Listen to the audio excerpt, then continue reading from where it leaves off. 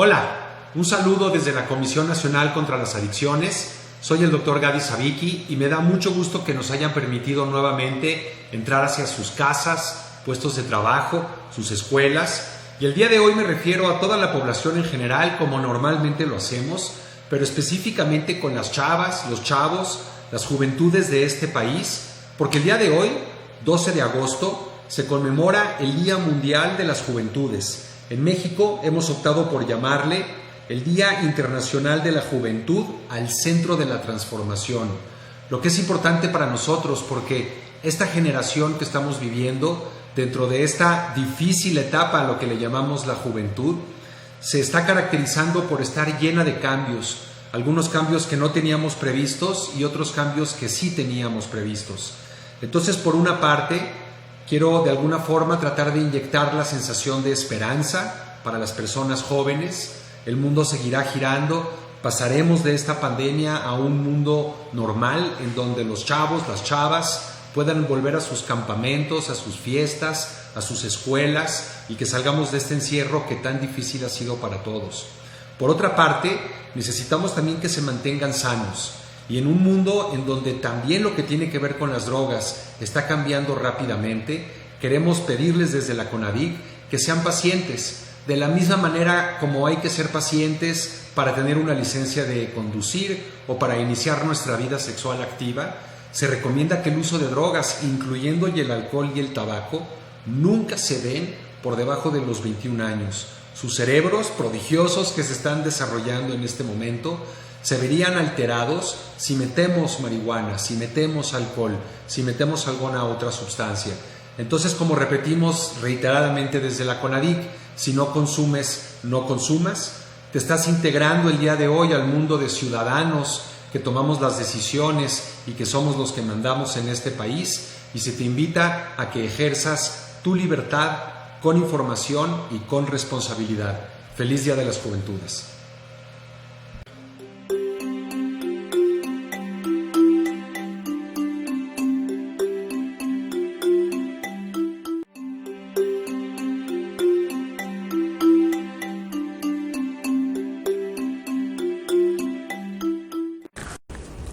¿Han oído hablar del fentanilo? Es una droga narcótica sintética muy potente que se utiliza en todo el mundo para el laboratorio, para los quirófanos, para los pacientes con problemas de dolor, pero si lo utilizamos erróneamente, el fentanilo es prácticamente un veneno.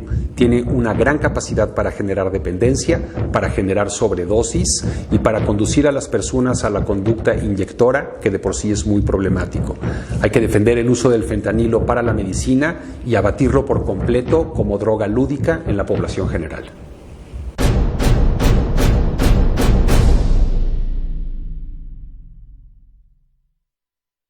Gobierno de México.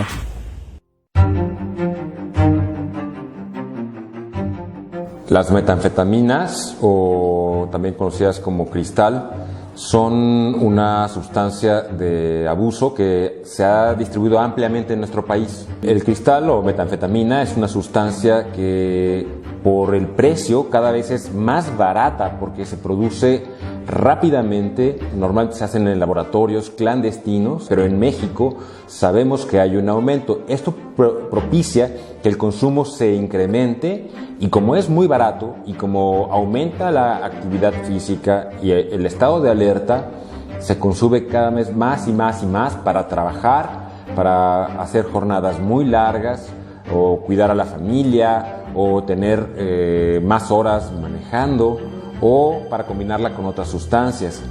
La metanfetamina es un riesgo importante para la incidencia de psicosis, especialmente durante la abstinencia, después de dosis altas, para cambios en la nutrición, para cambios en el ciclo de sueño.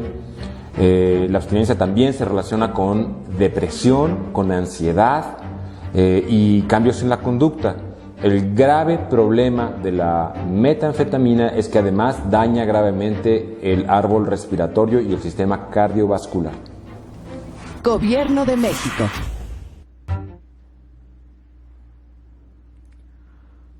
Hola, ¿qué tal? Bienvenidas, bienvenidos a este Facebook Live. Mi nombre es Juan Francisco Flores Vázquez.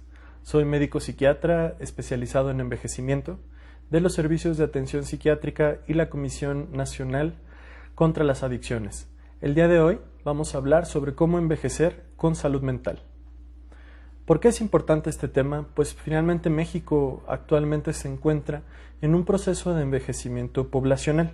Actualmente se estima que hay al menos 12.4 millones de personas mayores de 60 años viviendo en México, y esto representa más del 10% de la población total. Se prevé que va a haber un incremento del 17% poblacional para el 2050, es decir, para el 2050 casi una tercera parte de personas van a ser mayores de 60 años aquí en México, pero este mayor incremento lo vamos a estar viendo a partir del 2020. Aquí tenemos algunas proyecciones sobre las pirámides poblacionales, cómo se van componiendo a través de las décadas y cómo se proyecta que van a irse modificando.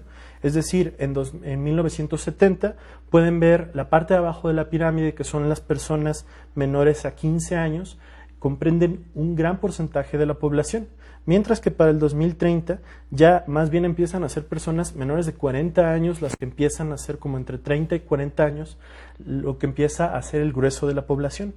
Y para 2050, pues personas entre 50 y 75 años aproximadamente van a ser quienes van a ocupar gran parte de esta población. Entonces creo que esto nos habla un poco de no podemos esperar para el 2050, no podemos esperar todos estos años para empezar a hablar de envejecimiento. Tenemos que pensar en nuestro propio envejecimiento, ya que en el mejor de los casos vamos a envejecer y que pues al final de cuentas tenemos que estar listos para las necesidades en salud, las necesidades sociales que va a conllevar este envejecimiento poblacional. Los gastos, por ejemplo, son algo muy importante con el envejecimiento, los gastos en salud. Se estima que en los hogares donde habitan personas mayores de 60 años se consumen 75% más recursos económicos que en lugares donde no viven personas adultas mayores. Sin embargo, esto se explica más bien por la carga de morbilidad que pueden tener las personas adultas mayores. Se ha encontrado que en hogares donde viven personas adultas mayores sanas, este gasto incluso puede ser menor. Entonces, aquí esto pues pone mucho manifiesto la importancia de prevenir enfermedades, ¿no? De identificar tempranamente identificar y tratar enfermedades que pueden llevarnos a un envejecimiento menos saludable. ¿Qué hablamos cuando hablamos de envejecimiento sano? Esto es algo complejo, diferentes autores han hablado de diferentes conceptos cuando hablan de envejecimiento sano. No hay una definición sencilla. La salud va a incluir aspectos biológicos, psicológicos y sociales, que no van a envejecer todos a la misma velocidad.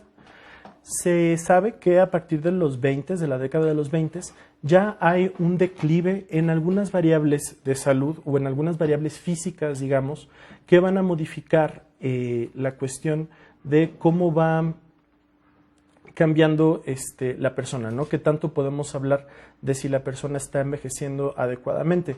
Dirán, pues qué raro, ¿cómo que a los 20 años, no? Sin embargo, bueno, son esta cuestión como picos, por ejemplo, regeneración celular, la fuerza muscular, cuestiones así, velocidad de procesamiento mental, que van bajando ya a partir de los 20, 30 años, lo cual no significa que este cambio sea algo anormal o que sea algo poco propicio para que la persona siga funcionando, siga llevando sus actividades. Sabemos pues también de personas que llegan a los 80 años, 90 años incluso, todavía con una excelente calidad de vida y con una buena capacidad de afrontar los retos que van surgiendo.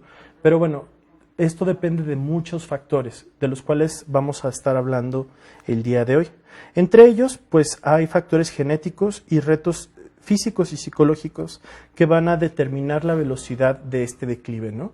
Por eso tenemos, bueno, también que si nosotros conocemos a dos personas de 70 años, una de esas personas puede estar súper entera física y mentalmente, que uno dice, no, bueno, se ve más joven, o una persona de 70 años ya con una carga importante de enfermedades crónico-degenerativas, con alteraciones cognitivas, con problemas de funcionalidad. Entonces, ¿qué es lo que se puede hacer para que uno llegue a este envejecimiento. Algo importante, nunca es demasiado temprano para empezar a pensar en cómo queremos envejecer. Dentro de los factores de riesgo que existen para desarrollar discapacidad, existen factores físicos que se van acumulando a lo largo de la vida, entre ellos, por ejemplo, obesidad, diabetes o inactividad física. También existen desventajas socioeconómicas. Si estas están presentes, las personas van a vivir menos y van a tener mayor discapacidad. Esto es algo que se ha ido viendo en diferentes estudios, en diferentes poblaciones que se han investigado, que bueno, finalmente estas desventajas socioeconómicas, como por ejemplo el acceso a servicios de salud, la posibilidad de tener una vivienda digna, etcétera, todo esto va a permitir que una persona tenga un mejor envejecimiento, sobre todo pensando en este paradigma que es pensar si la persona tiene discapacidad o la persona tiene aún su independencia, que es un marcador pues muy importante para que nosotros digamos que el envejecimiento se está dando de una manera sana, de una manera adecuada. Otro factor bien interesante y bien importante es si la persona cuenta con alguna enfermedad mental. Aquí, bueno, se ha estudiado, se ha hablado de una brecha cuando la persona cuenta con una enfermedad mental, sobre todo si es una enfermedad mental crónica, a cuando la persona no la tiene. Y aquí la realidad lamentable en todo el mundo, pero sobre todo en países de ingreso bajo o mediano como es México, es que las personas que tienen alguna enfermedad mental no tienen tan buen control de salud y esto impacta su calidad de vida. Se ha visto, por ejemplo, que las personas que tienen esquizofrenia o trastorno bipolar mueren hasta 20 años antes que la población general, que las personas que no tienen este tipo de enfermedades. Y esto no es precisamente o no es exclusivamente por la propia enfermedad mental, aunque la propia enfermedad mental puede tener sus riesgos, los cuales pues hacen muy vigente qué tan importante es que nosotros tengamos un adecuado manejo de las enfermedades psiquiátricas. Pero también uno de los importantes problemas que tienen las personas que sufren este tipo de trastornos psiquiátricos crónicos es que pueden tener menos control con respecto a su salud física. 3/4 partes de estas muertes se pueden atribuir a problemas de salud física.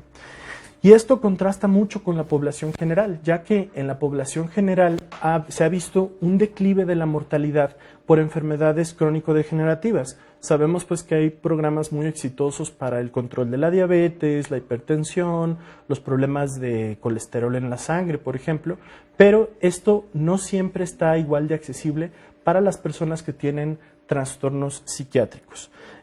La causa más común de muerte en personas que tienen alguna enfermedad psiquiátrica crónica son las enfermedades cardiovasculares, pues como los infartos, por ejemplo, al miocardio.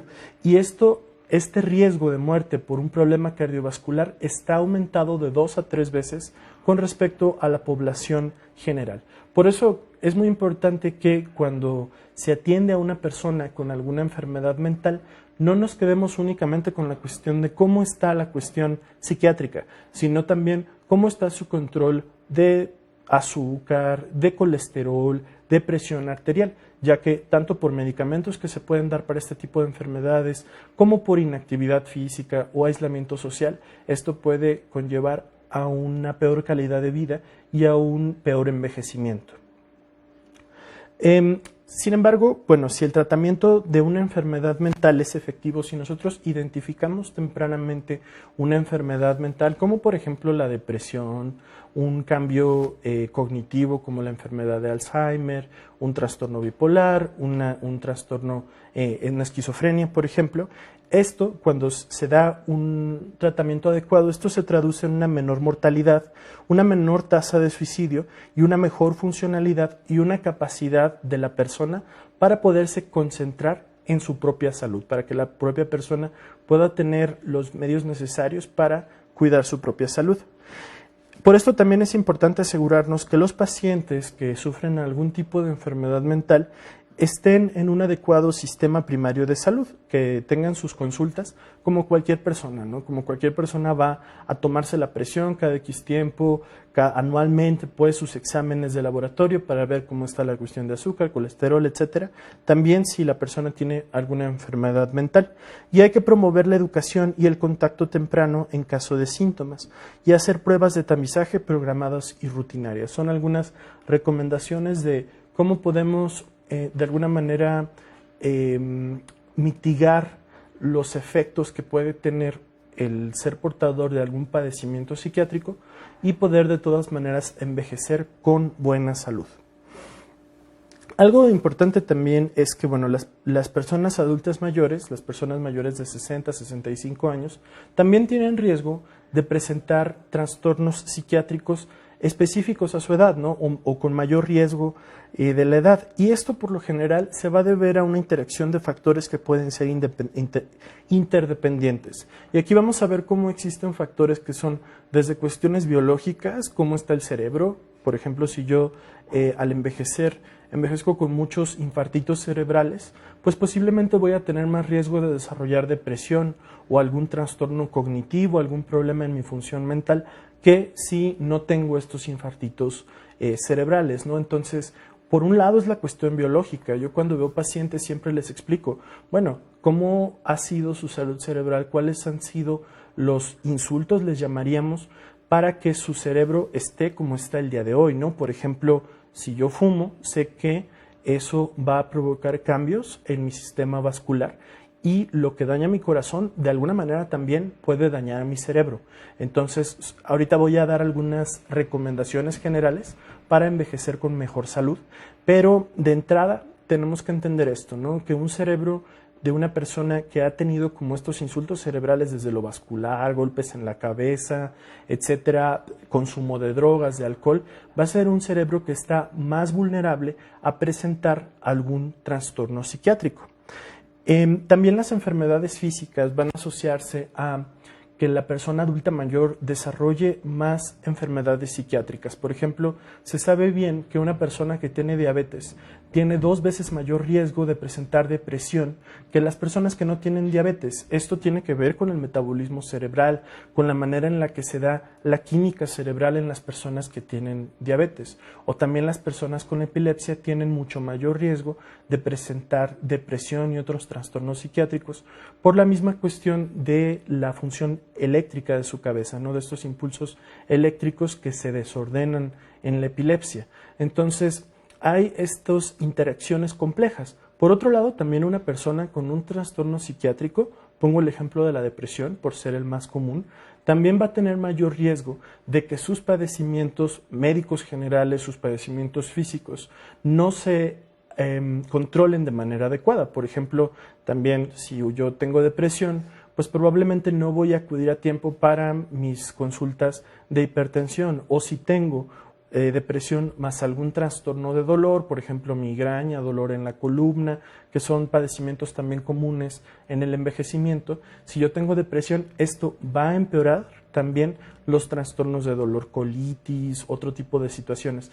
Entonces, recordemos siempre que mente sana en cuerpo sano, ¿no? Si yo tengo un trastorno psiquiátrico, mi salud general, mi salud física va a ser menos buena. Y si yo tengo algún padecimiento físico, también mi salud mental va a ser menos buena. Entonces tenemos que concentrarnos en esta interacción de factores.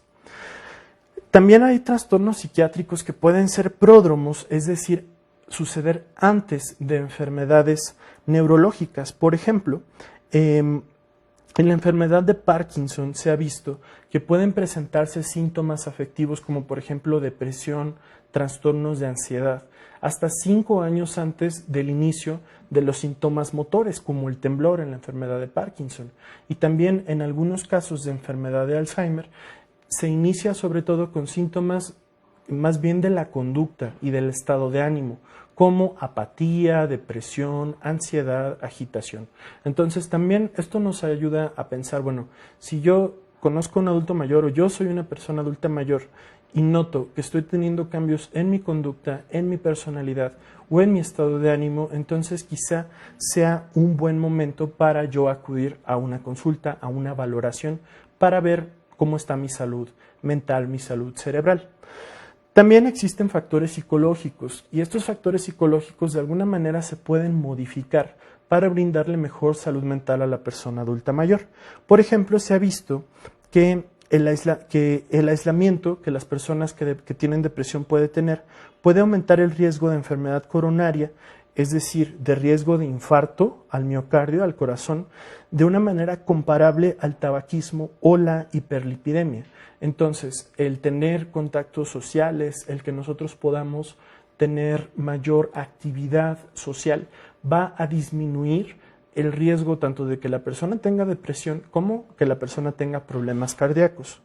Y también, bueno, como ya comenté, hay factores fisiológicos interdependientes entre la salud mental y la salud física, ¿no? Ya di algunos ejemplos como lo de la diabetes, algunos factores vasculares, pero también existen factores endocrinos, neurológicos, de dolor, que también ya comenté, también de cáncer, trastornos de sueño o medicamentos que también pueden afectar de alguna manera el funcionamiento cerebral, ¿no? Entonces, esto también va un poco como mensaje para la población en general, en ese sentido de que si tenemos una persona adulta mayor que tenga varias enfermedades, que tome distintos medicamentos, pues más tenemos que ponernos listos con la cuestión de su salud mental y también pues para la población médica, ¿no? De siempre incluir una evaluación de la salud mental en las evaluaciones que nosotros tenemos en cualquier persona adulta mayor, sobre todo si tiene bastantes enfermedades o algunos tratamientos. Un fenómeno también importante a tomar en cuenta cuando hablamos de salud mental en el envejecimiento es cómo muchas veces las personas adultas mayores desafortunadamente están expuestas a sufrir diferentes duelos, diferentes pérdidas. Por ejemplo, bueno, ahora con lo del COVID, desafortunadamente pues personas que perdieron familiares, amistades, incluso pues varios familiares durante la misma pandemia. Y hay que tomar en cuenta que si bien el duelo no es depresión, el duelo no es precisamente una enfermedad psiquiátrica, ya que todos si tenemos una pérdida significativa, no solamente de un ser querido, también de un trabajo, de una condición de vida, por ejemplo, si yo pierdo la movilidad en las piernas, eso es una pérdida de mi independencia y eso va a conllevar un duelo. Entonces, cuando yo vivo un duelo, esta pérdida importante, significativa, pues de alguna manera tengo que tener como un periodo de ajuste, ¿no? Como un periodo en el cual yo voy a hacerme la idea, voy a de alguna manera adaptarme a este nuevo estilo de vida, a esta nueva etapa posterior a esta pérdida. Obviamente la persona con un duelo pues va a tener tristeza, puede tener ansiedad, puede tener pues necesidad de hablar mucho al respecto y eso es normal. El problema es que a veces el duelo puede acompañarse o puede seguirse de una depresión, ¿no? El tener una pérdida importante también puede llevar a esta enfermedad que es la depresión. ¿Y cuándo nosotros vamos a sospechar que la persona tiene depresión más allá de duelo? Cuando esto no se resuelve en el tiempo. En el duelo nosotros lo que esperamos es que esta cuestión de esta gran tristeza, aunque sea muy profunda, viene en olas y cada vez estas olas se empiezan a espaciar un poco más. Cuando vemos que esta tristeza o esta sensación de vacío se vuelve algo constante, entonces ya podríamos pensar que es una depresión. O si esto se asocia también a una pérdida de la autoestima, a culpa o a ideación suicida. Esos son casos en los cuales ya no podemos pensar, es normal porque enviudó, por ejemplo, ¿no? Bueno, si la persona a partir de que enviudó tiene ideas suicidas o tiene muchas ideas de culpa, pues probablemente esto ya se está convirtiendo en una depresión y entonces sería susceptible a que se trate adecuadamente. Cuando hablamos de salud mental en la persona adulta mayor, pues desafortunadamente existen barreras en el tratamiento, entre ellas el hecho de que hay una detección insuficiente y eso se debe muchas veces a una visión estereotipada de la vejez. Por ejemplo, a decir, bueno, es normal por su edad que ya no quiera salir de la cama, ¿no? O pues ya no hay nada que hacer porque pues bueno, pues sí, ya está deprimido, pero pues ya qué vamos a hacer. O ya se le olvidan todas las cosas, pero no hay nada que se le pueda hacer, ya está muy viejito. Y esto no es cierto, siempre podemos tener alguna conducta, siempre podemos tener algún tratamiento que mejore la calidad de vida de la persona. No todas las enfermedades psiquiátricas, neuropsiquiátricas del envejecimiento, como por ejemplo la enfermedad de Alzheimer, tienen cura, pero algunas sí, como la depresión o los trastornos de ansiedad. Y incluso en casos que no tengan curas, se puede hacer algo para que la persona tenga mejor calidad de vida, que duerma bien, que no tenga depresión, que su alimentación sea adecuada, que no se la quiera pasar nada más en cama. Hay que siempre enfocarnos en que podemos hacer algo por la calidad de vida de nuestras personas adultas mayores. Y cuando nosotros podemos pensar, bueno, voy a llevar a mi abuelo, no sé, a una evaluación psiquiátrica, o cuando yo, persona adulta mayor, voy a decidir que necesito algún tipo de atención en salud mental. Esto va a ser cuando nosotros encontremos cambios cognitivos, por ejemplo, de memoria o de lenguaje, que mi función mental cambie, ¿no? O sea, mi manera de recordar las cosas, mi manera de hablar. Cuando hay cambios de personalidad, por ejemplo, agresividad, aislamiento, apatía, o en las actividades, por ejemplo, si la persona adulta mayor empieza a aumentar su consumo de alcohol o empieza a querer apostar de repente, empieza a cambiar su personalidad como era antes, ¿no? Y si esto no corresponde a la personalidad previa, pues hay que tratar de identificar si esto afecta la funcionalidad, si esto, por ejemplo, el problema de memoria en la persona adulta mayor ya no le permite pues hacer sus cosas como antes las hacía, ¿no? Eso sería una alteración de la funcionalidad que valdría la pena que cheque un médico. O si esto provoca un malestar significativo, o sea, bueno, sí sigue haciendo sus cosas, pero la pasa súper mal porque, por ejemplo, no duerme casi en la noche, ¿no? Ese tipo de situaciones nos tendrían que alertar para recibir algún tipo de atención. Y para finalizar, les voy a hablar de 7 decisiones saludables para envejecer con salud, en general con salud física y mental, ya que pues no podemos realmente distinguir completamente, como les he hablado, estos dos envejecimientos, ¿no? O sea, si mi cuerpo envejece bien, probablemente también mi mente va a envejecer mejor y viceversa, ¿no? Entonces no están peleadas estas recomendaciones. Dentro de estas recomendaciones, la primera es sea sociable. Se ha encontrado que mayores niveles de interacción social en personas que envejecen de forma saludable. Y cuando una persona tiene mayor nivel social, va a tener una mayor percepción de salud y bienestar. Aquí es importante tomar en cuenta que no es únicamente el decir cuántas personas yo veo por semana, cuántas amistades tengo o cuántos familiares tengo que yo frecuento, sino también la calidad de estas interacciones. Se ha visto sobre todo que esta visión de yo decir, no, bueno, yo me siento a gusto con mis interacciones sociales, es en realidad una de las variables más importantes para que van a influir en la salud de la persona adulta mayor. Es decir, que la persona no se sienta sola, ¿no? Puede ser que tenga muchas amistades o pocas amistades, o muchos familiares o pocos familiares, pero la cuestión es que se sientan apoyadas las personas adultas mayores con este tipo de interacciones sociales que puedan tener. Entonces es importante alentar a las personas adultas mayores a unirse a grupos, ver amigos y mantenerse en contacto con la familia. Otro factor que es interesante y que es bueno para el envejecimiento saludable es ser amoroso. Y esto nos referimos sobre todo a la actividad sexual. Se ha visto que las personas adultas mayores, si mantienen su actividad sexual, van a tener una mejor salud. Se ha visto que una cuarta parte de los hombres y una tercera parte de las mujeres de 18 a 35 años se sienten muy felices con su vida sexual. Es más o menos una tercera parte. Sin embargo, más del 50% de mayores de 65 años se sienten a gusto con su salud sexual o con su actividad sexual. No hay que pensar que porque una persona llega a ser adulta mayor, ya no tiene deseos sexuales o ya no tiene actividad sexual. Eso es falso. La sexualidad sigue siendo una parte de la vida a lo largo del envejecimiento también. En las personas mayores de 65 años se ha encontrado que más o menos la mitad pueden ser activas sexualmente y 40% quieren tener sexo más frecuentemente. Y esto tiene un impacto en la salud. Se ha visto que hombres que tienen 2 o más orgasmos a la semana, hombres adultos mayores, pueden tener menos riesgo de morir en el seguimiento, ¿no? Entonces también la salud sexual, la vida sexual en la tercera edad es un marcador bien importante para la salud. Otro factor importante es la actividad física. La actividad física puede tener un efecto importante en el crecimiento y la capacidad de recuperación del cuerpo.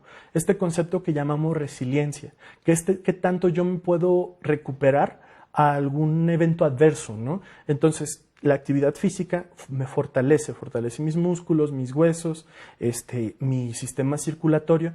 Entonces, una persona adulta mayor que realiza actividad física va a tener mayor posibilidad de recuperarse a este tipo de eventos que una persona que sea inactiva físicamente. Sin ejercicio regular se tiene mayor riesgo de sarcopenia. La sarcopenia es la pérdida de la masa muscular. Yo le comento siempre a mis pacientes, es que entre menos actividad física haga, menos músculo va a tener, y entre menos músculo tenga, menos actividad física va a tener. Entonces empezamos con estos círculos viciosos que pues luego terminan desencadenándose en una dependencia física. ¿Cómo la rompemos? Realizando actividad física moderada de manera rutinaria, ¿no? Aquí lo importante es no cada que se me antoja, cada que viene mi hijo a visitarme, salimos a caminar, no. Convertir esto en una rutina. 3 veces por semana yo salgo a caminar, o dentro de casa me pongo a hacer algunos ejercicios de estiramiento. Y pues el síndrome de fragilidad, que bueno, es este síndrome justo que es lo contrario a la resiliencia, que es cuando la persona de alguna manera tiene mayor riesgo de tener eventos adversos por una mala salud. Puede ser ampliamente prevenible y parcialmente reversible gracias a la realización de actividad física. Otro factor que, bueno, no les sorprenderá es comer de manera saludable. Un índice de masa corporal elevado es el factor de riesgo más importante para morbilidad en el envejecimiento. Recordamos que el índice de masa corporal pues es esta cuestión que si está alto ya empezamos a pensar en sobrepeso u obesidad, y esto pues finalmente va a llevar a variables de envejecimiento poco favorables. Hay muchas maneras de comer saludable, pero la mayor evidencia ha sido dietas basadas en plantas, peces y granos, ¿no? Entonces, pues aquí en México tenemos una gran riqueza de alimentos de diferentes granos, de diferentes verduras en temporada, etcétera. Entonces, todo esto nos puede ayudar a diversificar nuestra dieta. Sabemos, esto es algo que se ha encontrado en décadas y décadas de estudios clínicos, que mucha azúcar daña la salud y la fibra dietética puede ayudar a la salud. Y otra cuestión que se ha encontrado también en estudios es que la mayoría de personas consumen demasiada sal. Entonces, son algunas cuestiones generales que siempre tenemos que tomar en cuenta si queremos envejecer con buena salud. Dentro de otra cuestión de salud mental, también es importante mantenernos estimulados cognitivamente. Nuevos retos y actividades cognitivamente estimulantes van a favorecer la plasticidad cerebral. La plasticidad cerebral es la capacidad del cerebro de formar nuevas conexiones y de conservar las que ya existen. Se ha visto que las personas que tienen actividades cognitivamente estimulantes, es decir, actividades mentalmente demandantes, tareas que realmente a la persona le cuesten trabajo, modifica no solo el funcionamiento, sino incluso la estructura cerebral. Aquí pongo el ejemplo de los taxistas de Londres. Se ha visto, por ejemplo, que los adultos mayores que trabajaron como taxistas, en este caso esto fue un estudio en Londres, tenían mayor volumen en su hipocampo, que es una estructura cerebral que tiene que ver con la memoria episódica. Entonces, eso es bien interesante. El hecho de que hayan ejercitado tanto tiempo su cerebro con este tipo de actividades, bueno, ser taxista es saberse todo el mapa, ¿no? Saberse exactamente por dónde irse, etcétera. Y esto no solamente cambia el funcionamiento cerebral, sino también la estructura cerebral, ¿no? Es algo bastante interesante. Se ha encontrado que retirarse tempranamente se asocia a muerte más temprana. Entonces, también, mientras la persona pueda seguir trabajando, obviamente, en condiciones dignas, en condiciones adecuadas, en trabajos que no le pongan en riesgo y que sean adecuados para sus capacidades, pues esto va a prolongar su vida. Y también se ha encontrado que la espiritualidad se ha asociado al envejecimiento saludable. Ser parte de una religión, ser parte de un culto, también tiene que ver con la socialización y con la manera en la que la persona va a afrontar pérdidas, por ejemplo, duelos u otras situaciones que le pasen a su vida. Entonces también es algo que no debemos echar en saco roto. Otra recomendación general para envejecer con buena salud y buena salud mental es dormir bien. Se ha visto que dormir menos de 6 horas al día por la noche debilita el sistema inmune, aumenta el riesgo de cáncer, aumenta el riesgo de enfermedad de Alzheimer, depresión, ansiedad y riesgo suicida. Dormir tiene múltiples beneficios a la salud física y mental. Entonces, menos de 6 horas es demasiado poco para dormir. Y una de las cuestiones que más se recomiendan para regularizar los ciclos de sueño es siempre despertarnos y siempre dormirnos a la misma hora. Si nosotros llevamos una muy buena régimen de sueño, horarios muy fijos de sueño, esto va a disminuir el riesgo de que estemos despertando durante la noche, de que se nos vaya el sueño antes de dormir, que nos despertemos demasiado temprano. Hay que educar al cerebro cuál es la hora de dormir y cuál es la hora de despertar y hacerlo diario de esta manera. Y por último, pues la gran importancia de no fumar ni beber demasiado alcohol. Existe clara evidencia de que el tabaco provoca un daño en la salud cardiovascular, riesgo de cáncer y peor envejecimiento. No hay ningún beneficio a la salud de fumar tabaco, ¿no? En realidad el tabaco es algo que siempre va a deteriorar la salud en mayor o menor medida. Con respecto al alcohol, no existen límites específicos por edad en la cantidad de alcohol que puede ser recomendable y posiblemente estos límites comunes que nosotros decimos, bueno, es que se puede tomar 2, 3 cervecitas, etcétera, pueden ser muy altos, ¿no? Se recomienda de hecho que las personas adultas mayores no consuman más de 3 bebidas estándar en alguna ocasión o más de 5 a la semana. Y una bebida estándar sería aproximadamente como una cerveza.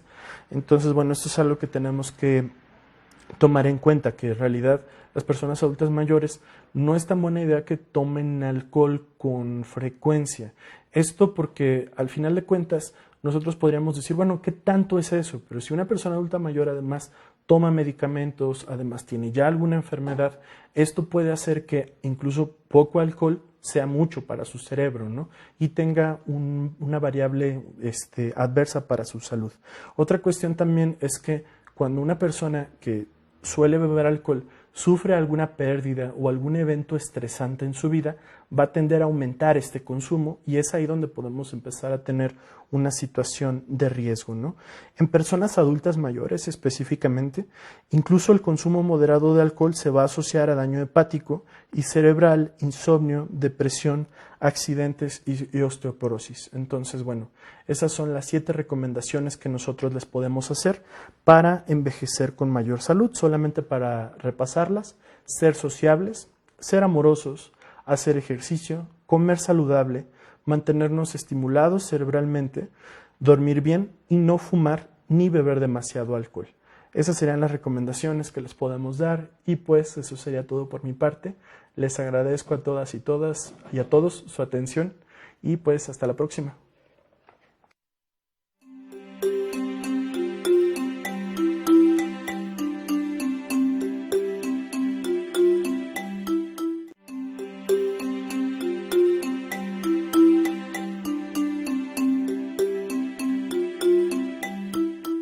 Fiesta en casa de Paula. ¿Vamos? Fiesta.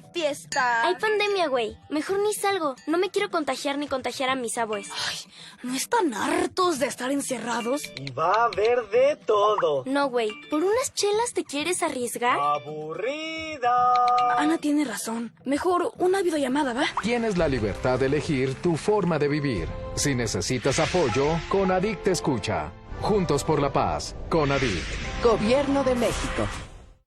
Tú eres un héroe y con tu capa puedes enfrentar todo. En estos tiempos de pandemia, el estrés, tristeza, enojo y desesperanza se convierten en tus peores enemigos. Pero no estás solo. Tu capa, el Centro de Atención Primaria en Adicciones, está contigo. Aquí hay apoyo psicológico, acompañamiento, acciones preventivas y apoyo para la familia. Ubica el más cercano llamando a la línea de la vida, 800-911-2000. Usa tu capa y vence a las adicciones. Juntos por la paz. Conadic. Gobierno de México. En los últimos años ha aumentado el número de mujeres que sufren problemas de adicción y la pandemia ha complicado aún más la situación. Si no te sientes bien, si crees que necesitas un escape, no estás sola. En Centro de Atención Primaria en Adicciones hay apoyo psicológico, acompañamiento y asesoría. O llama a la línea de la vida, 800-911-2000. No apagues tu vida. Usa tu capa. Juntos por la paz. Conadic. Gobierno de México.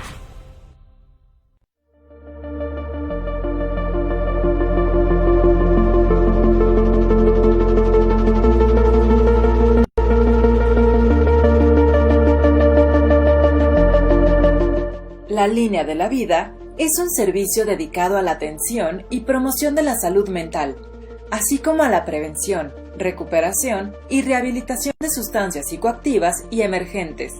Nuestro objetivo es brindar atención personalizada a toda la población, sin distingos, incluido todo el personal de salud que en este momento en particular necesita todo el apoyo que les podamos brindar durante los 365 días del año.